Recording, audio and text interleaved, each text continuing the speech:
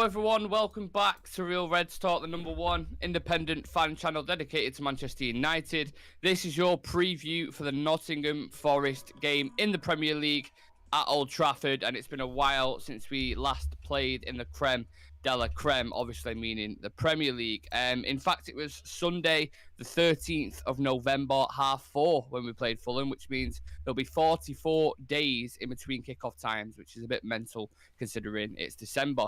Now, the lads who are on today haven't had to rest that long in between shows, but we have had a few days off due to Christmas and stuff. So how are we feeling, lads? Are we a stone heavier? Do we feel slightly hungover? Are we ill, maybe in some cases? How are we feeling? Go on, Seville.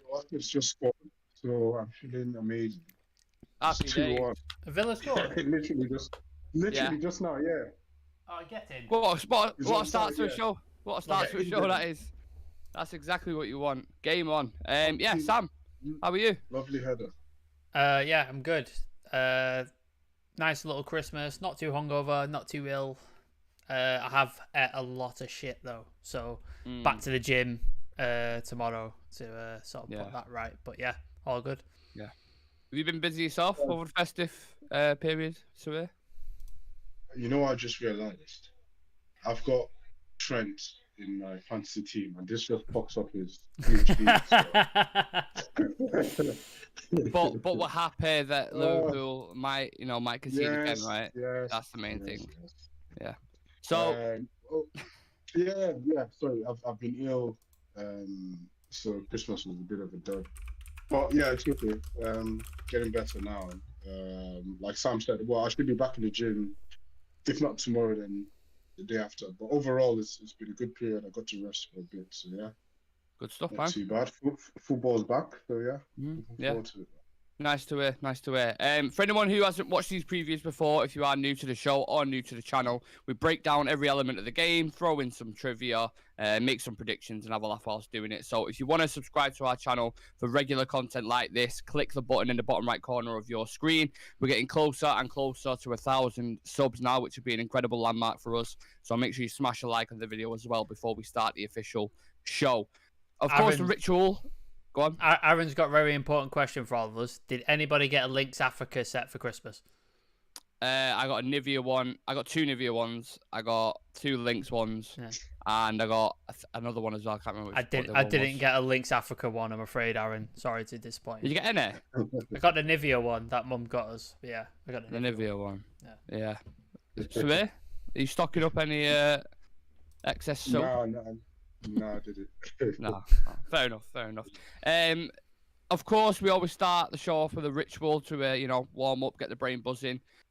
The first time, no, Nottingham Forest have never beat us in a Premier League game before, home or away. True or false? False.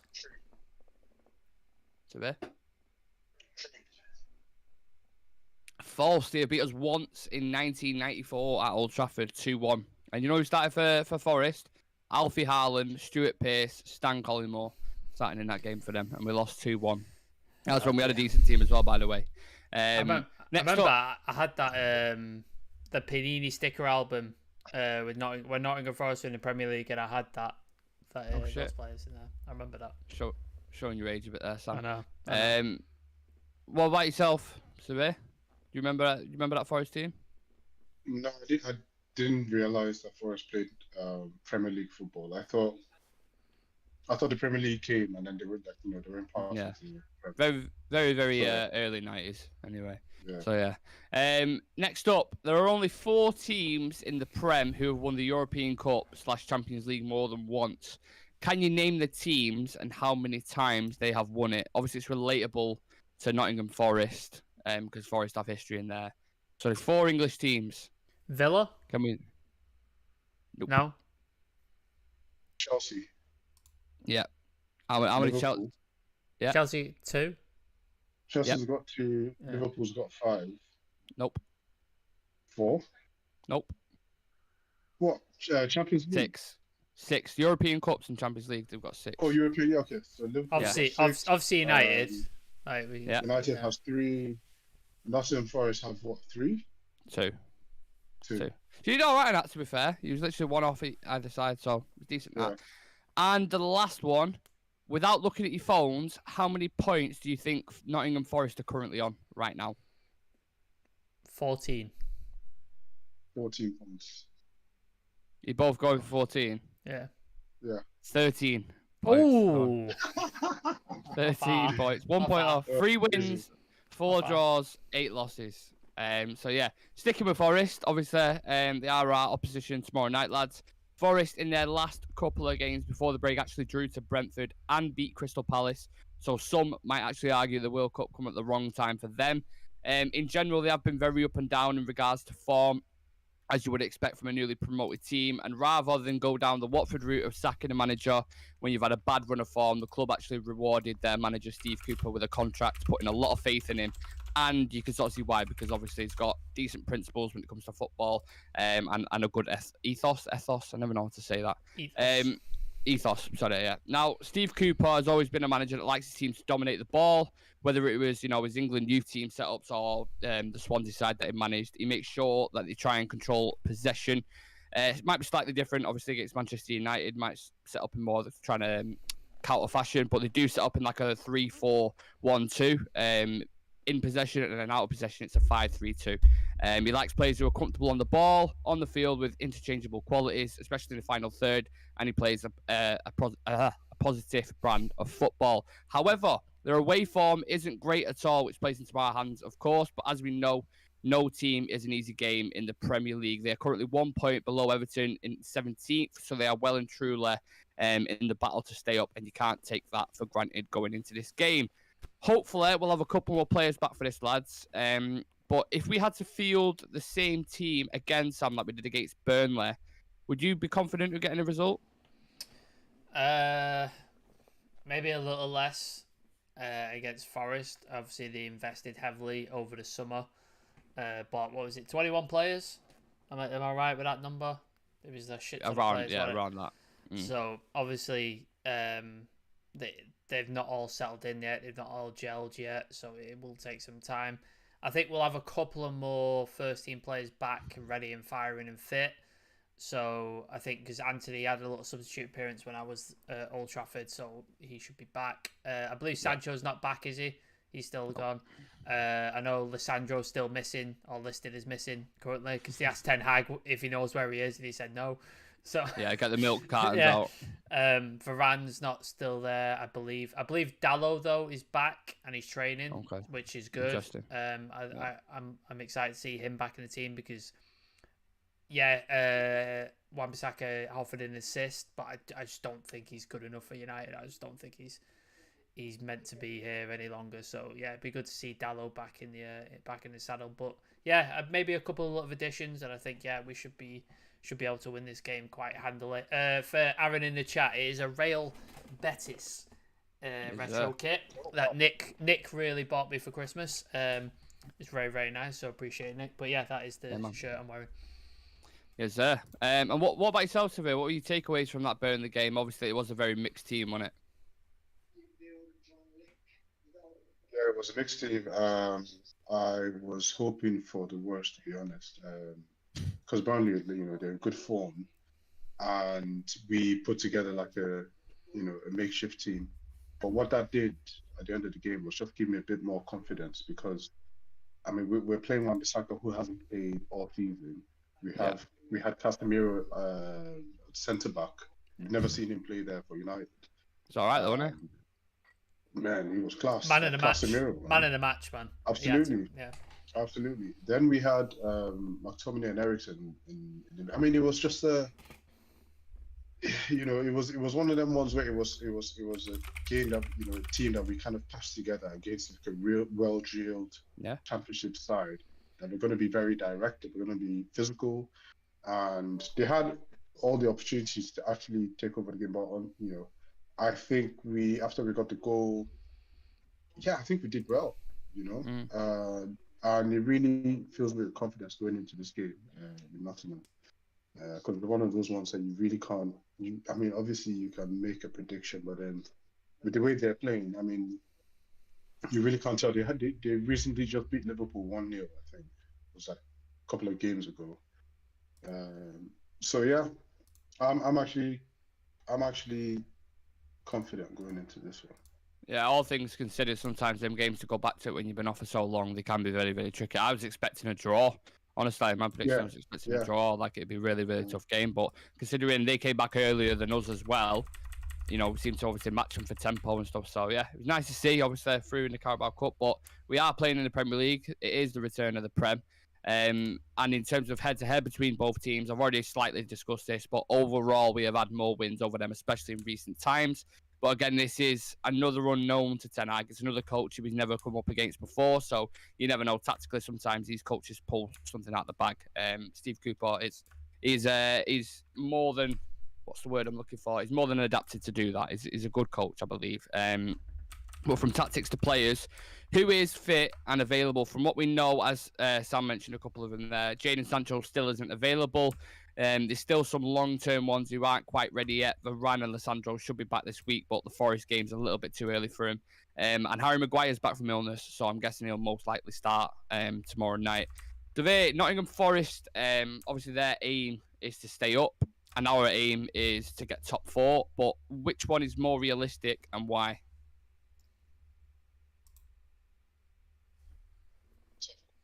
That's really tough. I That's what honestly I'm don't here know too. I don't know too much about Forest. That's fair enough. But it would be hard for them to stay up with all the competition that's going up, that's happening. I don't think top 4 is as unobtainable as everyone makes it seem. I think we're not that far off Yeah. from top 4. If we strengthen one player, maybe 2 players, and an additional attacking player, what that it puts us in a really, really good place, because we're just one injury away from having to start LINGARD. You get what I'm saying? Um, yeah, but I think with the way we play, I have so much faith in Eric Ten Hag, and the Prem, especially this season, is going to be so unpredictable with everything that's happened with the World Cup, with players, fitness. Anything can happen. Tottenham dropped 2 points today. Exactly. If we're 2 games behind them. We're 2 games behind Newcastle. So anything can happen. So I think it's a bigger. I think we can get top 4. I think it's a whatchamacallit. I think there's a greater chance of us making top 4 than Nottingham Forest staying up, in my opinion. Like you said, Tottenham dropped points and Liverpool could drop points here. Obviously, Villa's got another goal back. There's a game ongoing literally whilst we're live right now, and it's 2-1, 20 minutes to go. So I'm still expecting a Coutinho banger to go in here. So they could have Liverpool drop points, and that'd be great for us because we've got Forest at home tomorrow. About Nottingham Forest, Sam, is there anything about them individually or collectively that worries you as a team? Any standout players for you or? They've got I think they've got a good team spirit. They obviously all back the manager, don't they? I think they've all come out and spoke about how good the manager is tactically and sort of man management and stuff. So I think they've got a good spirit about them and a good sort of a team togetherness almost very similar to how sort of Southgate created within the England team. He sort of brought them together and they're sort of very close and stuff like that. I think obviously they've got history as well. They're one of the sort of bigger clubs in England. They have history. They've won things and stuff like that. So it's been a long time since they've come back. So I think that's a factor. They want to establish themselves and prove themselves. Obviously this year's about staying up. They've invested a lot in players, brought in a lot of players and stuff like that. So it's very hard to sort of pick a single player out. Obviously, I've made the thumbnail, and everybody's going to be like Jesse Lingard, Jesse Lingard, but he's signed a 1-year deal. I don't think he'll be there next year. He's not done that well, etc. We are going to touch on Jesse Lingard very shortly. Yeah. So I think they've got sort of I don't think they've got any player where I stand out and go, that guy is class or that guy's quality. But I think as a team, I think they work together. They work for each other. They work hard. Good, decent manager and stuff like that. So yeah, I don't see. It's not going to be easy. It's definitely not going to be a walkover game. We're not going to be absolutely smash them. This is not like a Norwich or something like that where it's just like they've just got nothing about them at all. So I think, yeah, they'll offer some problems, some unique problems, and it'll be interesting to see Ten Hag deal with them and see what happens. But I've got full confidence in United to get the win. And I know, Sevilla, you said before you haven't really watched much of Nottingham Forest, and as I did mention, I think they drew to Brentford and beat Crystal Palace just before the break, so they have got something about them. But focusing on us, how do we impose ourselves on them? What can we exploit, judging from what you've seen from the Burnley game, from a couple of games before we headed off to the World Cup? What players are you looking at in our team who can cause damage, do you think? I watched the game, Nottingham Forest played against Liverpool, the 1-0 game. And I know I know some people are going to find this funny, but I'm actually hoping we get Maguire back for this game. I know that I saw something like he was ill, so I'm not sure if he's he was ill to come back in. Yeah, but then they've got this Nigerian kid called Taiwo Awoniyi, who's like really physical and pacey, and we haven't got as much as I like Lindelof. His physical aspects to the game is really, he lacks a lot in the physical aspect, and I think he's the kind of player that Awoniyi would like to ragdoll easily, because he's like 19 or 20 or something. He's really young, and he's very physical. So I'd hope to get Maguire back. Apart from that, I think our attack, if we have Rashford, Martial, Anthony, I think our attack is just way too much for them to handle 100%. in terms of their defense. Yeah, because we're talking of Nico Williams and who else? So I think, and then with Bruno, I think yes, they are threats, but I think we might just be a little bit too much for them to handle, because apart from having those dangerous attackers, we have a very, very thinking midfield with Casemiro and Eriksen and Bruno, so even if they sit back, we're able to carve out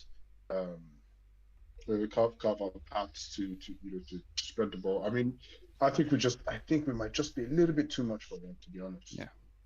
And I like the areas you highlight there, like the attack, obviously. And if you get Anthony, Rashford, and Martial playing on a consistent basis, regular, and developing that chemistry, they can be super dangerous. And then the midfield as well: Casemiro, Eriksen, Bruno Fernandes. It's just guys, sorry, Nunes. Liverpool. Nunes missed again. Shocking. Nothing new. Who's shocked? Who's shocked by this at this point? Do you know what the mad? Look at that. The mad thing is though about him, right? I actually think he looks like a really good player. Like he gets in the right areas. He's quick. He's physical. But he lacks so much composure when he gets in front of goal. I don't know what it is. Anyway, fuck Nunes and Liverpool. Do you remember what's his name? Adebayo. Yeah. A quick Adebayo. Yeah, he basically he needs like 100. If Nunes scores like 10 goals, it means like he missed like 50 chances. Anyway, sorry. Harry. Yeah. If he scores, we'll definitely bring it up anyway, because I want Villa to equalise it. The two areas of the pitch that Sevilla highlighted, Sam, the midfield and attack, I'm sure there's a lot of confidence amongst us in them kind of areas. But defensively against Burnley, there was lapses of concentration. Are you worried for us going into this game that there might be a similar situation depending on who starts? Yeah, obviously, because it was a makeshift defence almost, wasn't it, against Burnley? Yeah. We had Wan-Bissaka, who's played 5 minutes of football. We had Casemiro, who did extremely well, but he's not a centre back by trade. He's a defensive midfielder. Obviously, he can do the job, and he did it well. Playing with Lindelof, who again not his regular partner, not somebody he's played with at all. And then you had was it Terrell Malacia on the left hand side, and obviously he did well when he first came in, but he fell off a little bit. So his form's been, and he didn't play at the World Cup. Did he get a game at the World Cup at all? Any minutes? Nope. So he's not had he's not played any football for like a month and stuff. So it was a makeshift defense, and I think if Alessandro or Varane or like a Dallo was back in that team, I think it would show it up a lot more than it sort of looked against Burnley. And yeah, it's to be expected. Like, not playing together for a month, some players hadn't played a competitive game at all, and yeah, a makeshift defense. I think all that combined to the sort of laxes in concentration that we had. And to be honest, Burnley didn't really pose much of a threat as far as I could see. Like, there was a couple of moments, but there wasn't anything like, oh my god. That was what we give them, wasn't it? A lot of the time. Exactly. Yeah. Like Dubravka was the issue the 2 times that he was the issue. Yeah, he was the one that caused us like almost goals there. So I think we'll be fine. I think we'll get, if Dalot comes back in, if it's Maguire and Lindelof with either Shaw, I think we'll be all right. David De Gea back in there, I think we should be all right. Yeah, and I think one of the main reasons why we was all right as well was because we had Casemiro playing that Tom Brady role, basically playing like a quarterback, where they just give it whoever it is in defence. If it was Lindelof, Dubravka, whoever it was, just give it him, let him dictate the play, let him, because it just press resistant, easy, very intelligent. First touch passing was phenomenal, and someone like Casemiro's someone who I want to touch on because he deserves the praise. When he first came in, there was a lot of question marks because Ten Hag was kind of drip feeding him into the squad. He was missing a couple of passes, and he was actually, I'm sure you guys will remember, everyone was like, no, keep starting McTominay because McTominay's in better form at the time. But Survey, he has become probably our most important player at the minute, Anna. Like, what's your thoughts on him since he's signed? Talk to me about Casemiro, please. Casemiro has shocked everyone, not just Man United fans, but like fans across the world, really, because when he played at Real Madrid, his primary role, or from what we could see then, was literally just, defending, interceptions, just giving that cover to the back four and allowing Toni Kroos and Lucas Modric to have the freedom to dictate the game. And people sort of overlooked, I'm sure, like people who really know him and like fans in Brazil, I'm sure fans at Real Madrid as well will probably know him a lot more than the rest of the world knows him. But nobody really thought that he had the passing range, the vision, because he's got incredible vision, the understanding of the game. I remember when we signed him, I think it was Andy Mitten. Someone else He's too old though, Severe. He's 30. He's too old. Thank you for saying that, because when he signed, the phrase "he's 30" was trending. I don't know if you guys remember that. Yeah. He's 30 was trending on Twitter.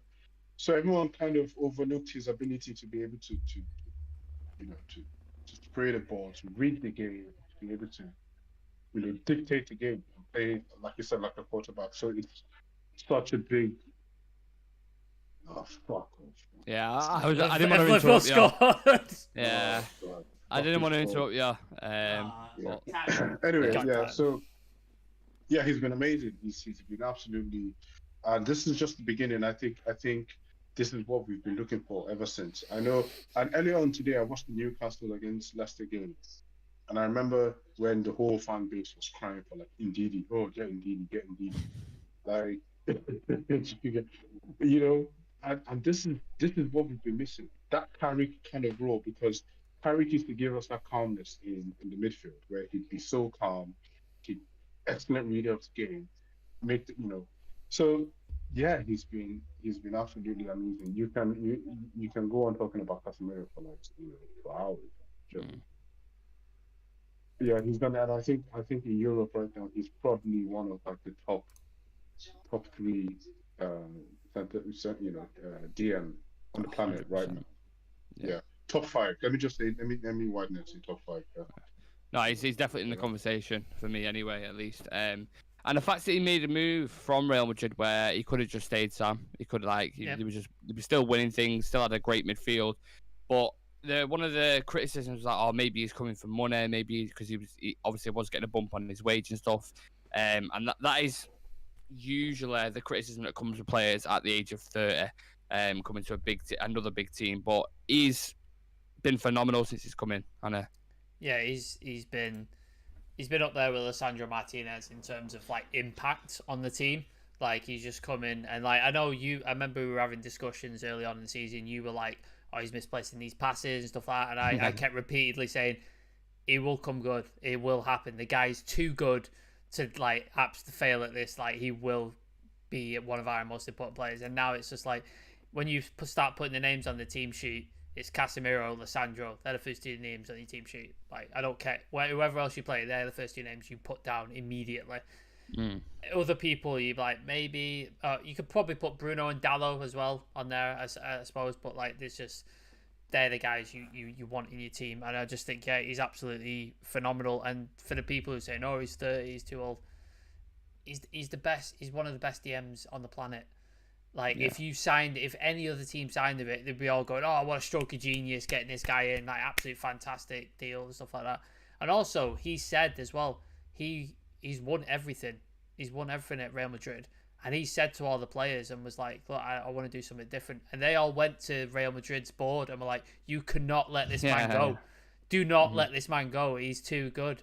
But he was still no, I want to go try something else. I want to do something different. I want to test myself, which is just a mark of a fantastic player. He's not happy where he is. He could have collected trophies for the next 4, 5, 6 years, however long he played.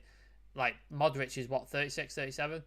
So he could have just kept winning Champions Leagues, La Ligas, whatever for next one. But it's like, nah, I want to try something different. I want to test myself. And that's a testament to who we've got, and it's showing on the pitch.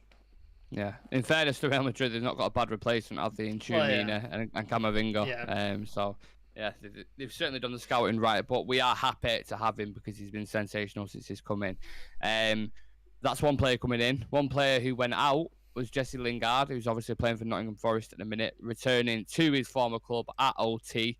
On Jesse Lingard, Severe, do you think that form that he had at West Ham was a bit of a flash in the pan, or do you think he can still replicate that even at the moment, like for Nottingham Forest? Or do you think it's just one of them 1-year deals, he'll burn out and then he'll end up moving to the MLS or something like that? No, excuse me. It definitely wasn't a flash in the pan. I've always rated Justin Lingard, not top quality, but I think he's been a very decent player. I mean, for him to be able to, every manager that came in, post Ferg, Van Gaal played him a lot. Jose Mourinho played him. They all saw something in him, and remember that he also used to make the England squad all the time. It's a bit unfair to him when you play around big names and big personalities like Pogba, Rashford, Ibrahimovic, Rooney. I mean, he had so many. So it's easy to overlook his quality. But whenever he went to a team that he could fit in, so say at when he went to Birmingham, when we loaned him out to Birmingham, I remember his debut for them, he scored 4 goals. He did amazing for them all season. So every time we've sent him out on loan, he's been really, really good. I remember when he went on loan from us to West Ham, he wasn't really like hitting the top form, but he went there and regained his form. Playing, because he had an important role to play. So I think it's one of those things where you go to a place and once you fit in to the style of play, the quality will show. Let's not forget the mental struggles that some of these footballers go through. He was dealing with a lot of stuff. It's a lot from us. We live in this FIFA generation where we can just play FIFA and anybody we pick on the FIFA team, your pace is 99, your shooting is 99. So every time they run, I can get the ball. Every time I get the ball, I can shoot. These are human beings, so you don't expect that to happen every single time. And it's really just unfortunate that he had to deal with a lot of that.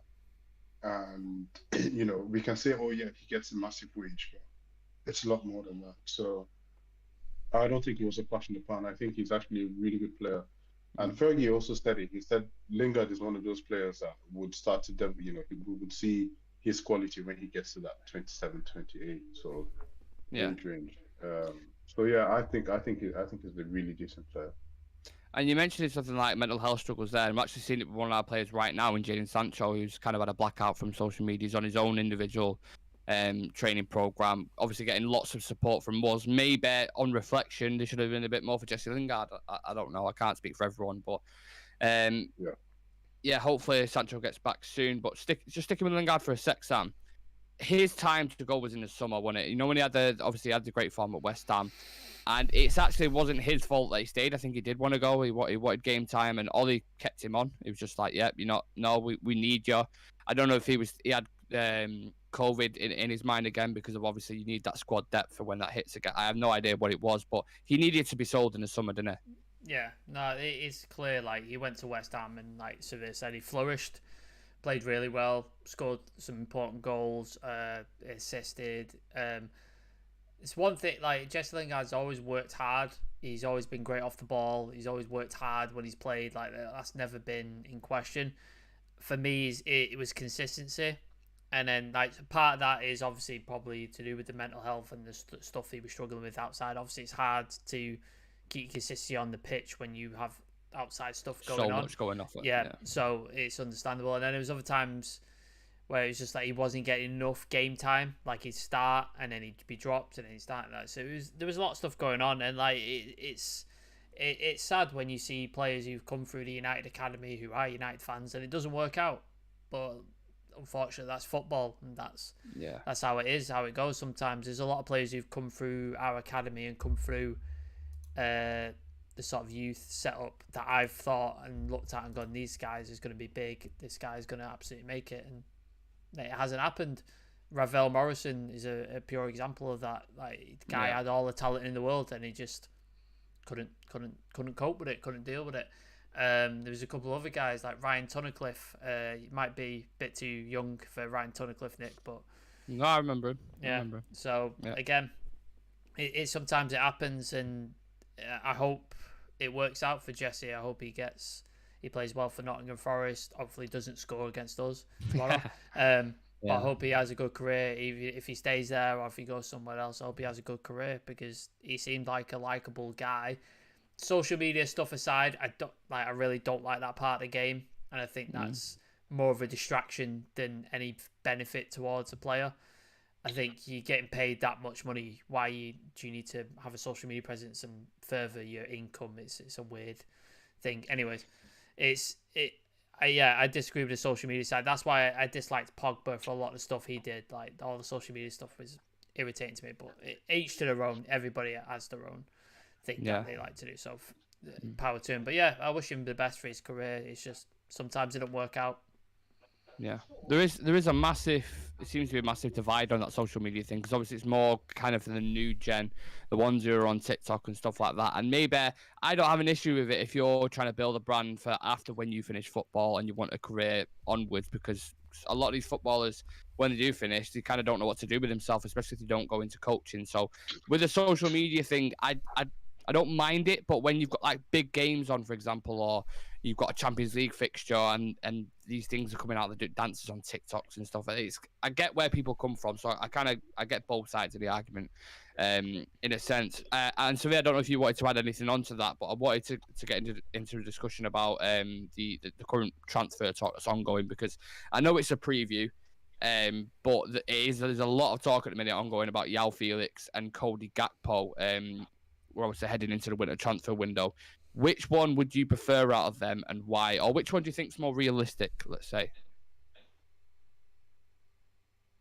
I just had an audio problem. Can you hear me? Yeah. Okay, cool.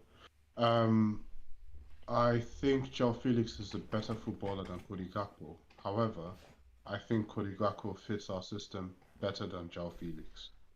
And I would rather... Does that make any sense? No, I just wanted you to elaborate on that point. Why would Cody Gakpo fit the system more than Yao Felix? I think because he has the ability to play as, he can play across the front line and the 10. And I know João Felix can do that as well. Yeah. But in terms of the physicality, the Premier League is a little bit more direct, and he plays, he has a very direct style of play. I think he sort of fits the role better, and obviously the most important thing about this whole thing is Ten Hag is actually trying to get Cody Gakpo. In terms of what's more realistic, Gakpo is by far more realistic than João Felix, especially in January. I don't think Atletico are going to let João Felix go for less than 100 mil, and I think we can get Cody Gakpo for about 50 million euros. What about a loan move, Surveyor? Because it talks of a loan move that Atletico will let him to go out on loan for about an 8 mil, 10 mil fee. What about that? Or João Felix? Yeah. Yeah, that sounds good. But then in the long scheme of things, I don't know. I think we've gone down this road before lots of times. The short stints with Zlatan, the short stints with Cavani and Igalo. We need something. Yeah, exactly. We need something for the long term. I think with the way Ten Hag plays, I think he prefers Cody Gakpo. I'm a big fan of João Felix, and I'd love for him to play for us. But I think with the way Ten Hag plays, I think he'd rather have Cody Gakpo over him. And I think for the the wages, the cost, and if you look at the numbers that he's putting up, I mean, he's apart from Erling Haaland, I think he has one of the highest goal contributions in Europe at the moment, Cody Gakpo, in terms of goals and assists. So I think that's the more realistic option. And the most important thing as well, he wants to come. Like, there's a difference there. Like, he wants to come to Manchester United. It's not like he just wants to leave PSV. He had the chance of joining Leeds. He had the chance of joining Southampton. What's his name? Romano said there was a private jet waiting for him to come to Leeds. Jesse Marsh said it was 99% done, didn't he? The Leeds manager. He said it was 99% done. Exactly. His whole mind wasn't there. So I think that's the most important thing. Like, he wants to come to us. Anthony wanted to come. Lisandro wanted to come. Casemiro wanted to come. We have players that want to join us now. Not just it's not Di Maria and Falcao that didn't have any other options, and then we just So for me, that's important. Even though I think João Felix is a better footballer overall, I'd rather have a player that fits our system and wants to play for us and will give us more. That is something I stressed in the summer as well when we was going for our targets. Make sure he want to come here. And one of the reasons why I was flipping and turning with the De Jong thing was because I remember doing a video on De Jong and saying, like, if he doesn't want to come... Who had how many minutes before you mentioned De Jong? But I was saying, if he doesn't want to come, then don't sign him. That should be a key ingredient with a lot of the transfers. But then you was hearing rumours like behind closed doors, he was speaking to Ten Hag, etc., etc. So you don't really know the full story. But yeah, Sam, I know your thoughts on the January transfer window. I know you don't think we are going to go sign someone, but which one for you is more realistic? Or let's just say, which one do you think United would be more attracted to? MJ. Every day. Yeah. No, there's a lot of people in the chat just saying, wait till Nick mentions De Jong, wait till Nick mentions De Jong. Yeah. So there you go, lads. He's put it in. He's dropped it. I agree with Severe. The most realistic is Cody Gakpo. He's all but come out and basically said, I want to play for United. I want to play for Ten Hag. He wants to leave PSV. PSV want to sell him because there's a cash crisis or financial crisis going on at PSV apparently. I think Ruud van Nistelrooy mentioned it in the things, saying sometimes a bid comes in, you can't say no to it. Ten Hag's been very coy in the press when asked about it. He's like, they've asked him and he's gone, a lot of people played well at the World Cup. Like, he's not confirmed or denied. And normally, like, Ten Hag's quite sort of to the point with stuff. If you ask him something, he'll just go, no. Oh, yeah. So it seems like everything is heading that way. Sam, speaking on that, Ten Hag, just to touch on Ten Hag, I love the one-word answers he gives during the press fucking conference. great, isn't it? It's so good. Then awkward silence after that, like, he just goes, no. Yeah. And just sits, move on. The Sancho thing, he did that with the Sancho thing, didn't he? Do you know when, Eric, do you know when Ten Hag, when Jadon Sancho's going to be back? Like, is there any update, anything? No. No. I like the Ronaldo thing as well. It's like, I just wanted to ask about Ronaldo. I spoke about it in the Spanish press conference. You had your chance. Yeah. I'm not speaking about it anymore. It's fucking great. Love it. I absolutely love it. Sorry, go on, Sam. Yeah. But yeah, so I think Gakpo is the most realistic option. I think João Felix is a very, very good player who's been stifled in a really defensive-minded Atletico Madrid team. I don't think we've seen the best of him in that Atletico Madrid team. I think we saw the true João Felix in Portugal in the World Cup. That's the guy who they've paid all this money for. That's the guy who lights the world up when he's been given an opportunity, but he just gets stuck into a rigid system within Atletico. So, yeah, I'd love him at Manchester United. Again, I don't want it a loan deal. If we're going to sign him, just buy him and build a team together. But loan deal, it's just... And I don't want to pay... whatever they want. They probably want 120, 100, whatever, stupid money, which just doesn't make sense for the way we're building this team. Yeah, so 50 million euro for Gakpo. He wants to come. Ten Hag wants him. Ruud van Nistelrooy saying he's going. Everything seems to be lining up. So it seems like Gakpo is the guy that's going to be coming. Does it happen in January? I don't think so. But I think if it doesn't happen in January, it definitely happens in the summer. But I think it's like 99.9% he's probably going to come. Well, it's there for the tapping, but as we know with Manchester United, it's never ever as simple as that. I agree with you. I'm on the same. Don't worry, I'm on the same thing. But United have notoriously fucked up deals like this before, so I'm not getting all my hopes up. But I do think he will sign in January. A hypothetical situation that could happen is Arsenal are linked with João Felix. They're the other team that are heavily linked with him. Obviously, Gabriel Jesus is out for them, and I think actually if João Felix went to Arsenal, in the mix with the likes of Martinelli, Saka, Ødegaard, I think that front four would be fucking terrifying. I really, really do if they end up getting him. And I think he could be a big difference for them. I'm not saying they would win the league because of him, but I think it'd be a great signing for him. I hope he doesn't. I hope he goes somewhere else. But I do think that is something that could potentially happen. But let's see what happens. Severe will kill himself if that happens. Yeah, it's they can't afford it.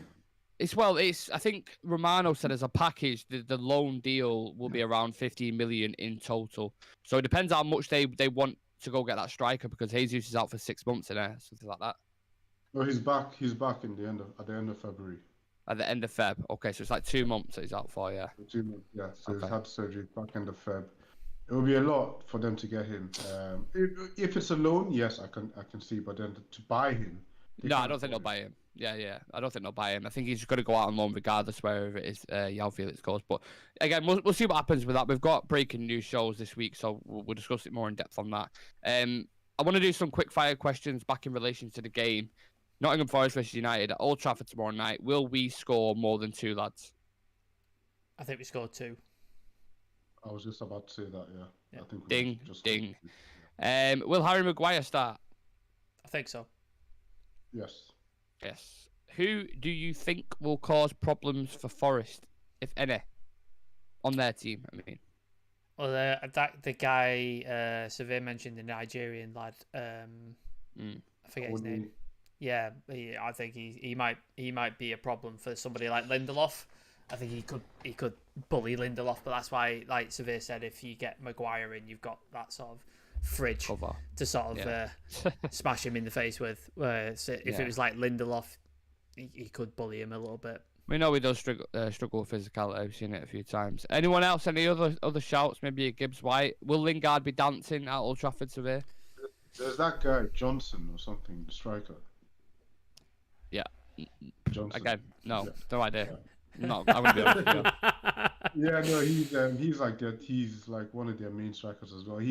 There's something very Ollie Watkins about him, like one of them.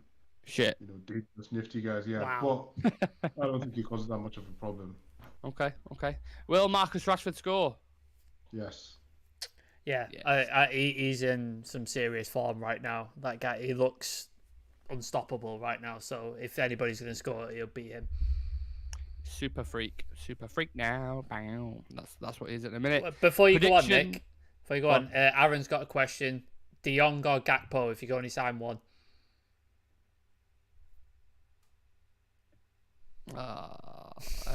You've stumped him, Aaron.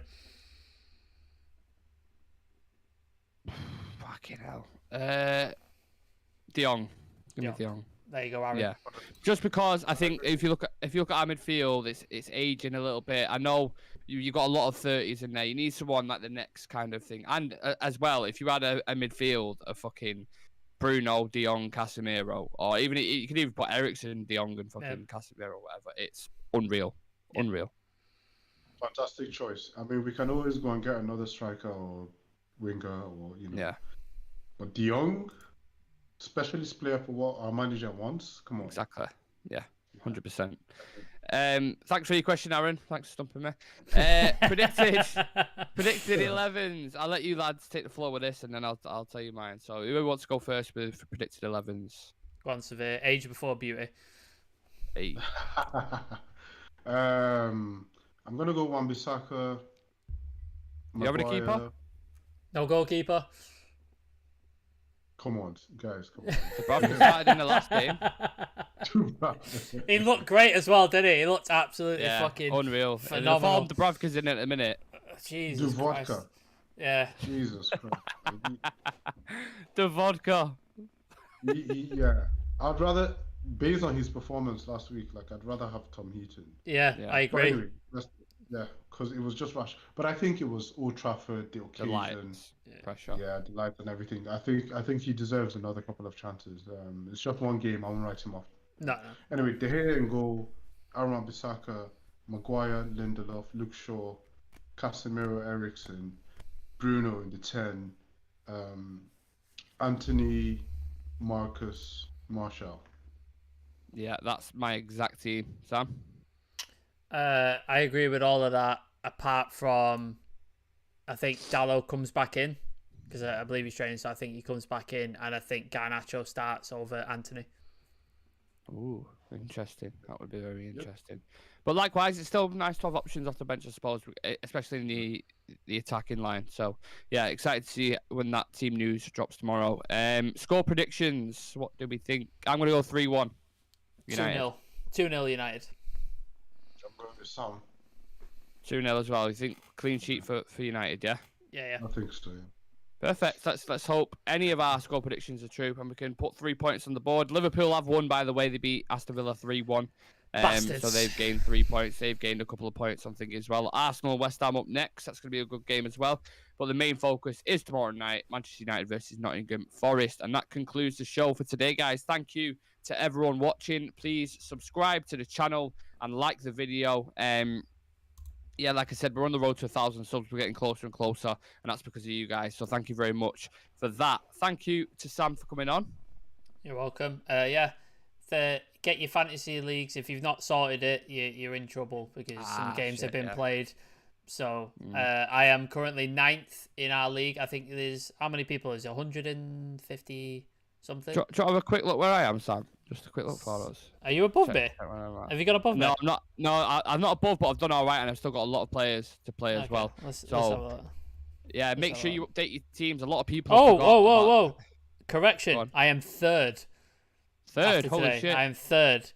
And we have how many people? Let's see. 180. 164 people. So somebody come fucking challenge me. I'm winning this bastard. And I've already got a retro shirt. So you're going to add another one to my fucking collection. Yeah. So somebody, come on, step up. Let's go. Definitely. I'll have another one. Make sure if you have forgot, get your transfers in and let's get this league popping again. And we'll have our usual FPL show on the Thursday or Friday for you, so don't worry about that. Severe, again, likewise, thank you very much for coming on. I appreciate you spending time with us. They just had Arsenal on the screen. I fucking hate those guys. He's so annoyed. He's so angry. Sorry. I don't know how to go. Great to be back on the show, and Severe's night's been ruined. He's just been, he had a really good day, and he just saw Arsenal and gone, oh fucking hell. Just maybe a bit of advice. I don't know if you are a weed smoker or you like a drink, but whilst Arsenal are on versus West Ham, just have a beer or maybe roll one or something. Chill out. I meditate. There you go. Meditate. Exactly. Yeah, even better. Yeah, meditation. Absolutely. Don't know how to segue from that, but thank you for joining the show, guys. Thank you for watching. I appreciate both the lads' company. And yeah, we'll see you for the game tomorrow night. Manchester United versus Nottingham Forest, 8 o'clock. Don't miss it. Take care, guys. In a bit.